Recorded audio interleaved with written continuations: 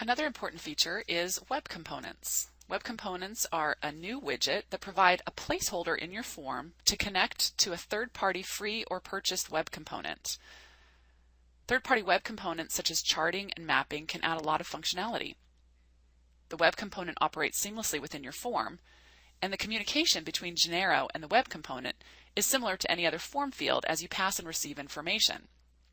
You can see in this picture that the chart area is actually a Fusion chart web component that is a part of this Genero application, and the rest of the fields are standard BDL fields.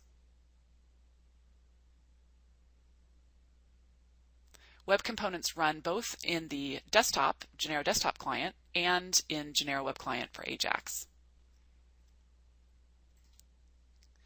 Now here's an example, one of the examples that's available with the Genero application server, the demos that are available to you.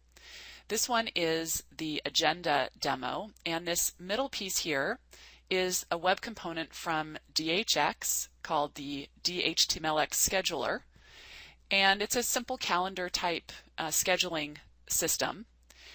To the right and at the bottom are your basic form fields, Genero fields.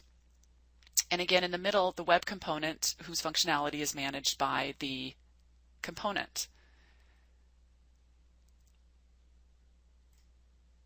So the first thing you'd have to do to implement is to get the component that it is that you want to use. And this, again, is this particular scheduler.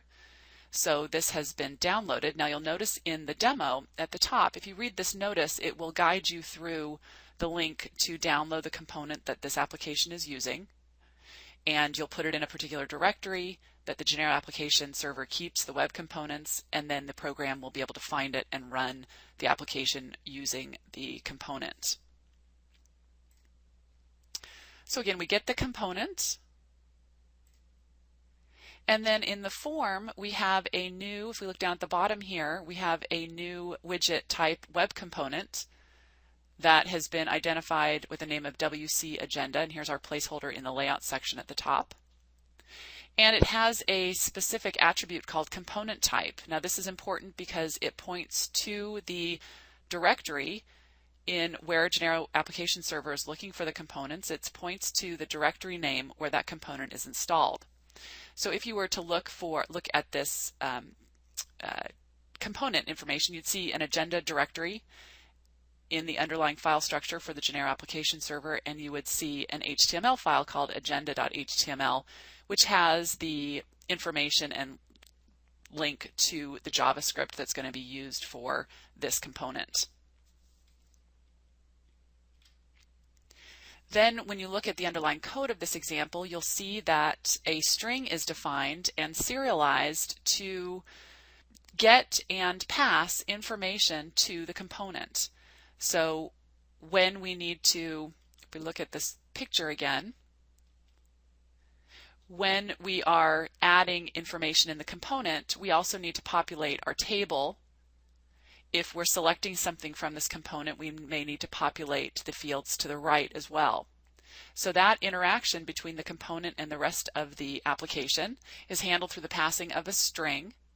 And we can see in some of the code here, when we take information from what the component has passed back, we parse it using standard methods, taking the string and parsing it into the pieces that we need in order to pass it on to our fields or to our database or wherever it may be going.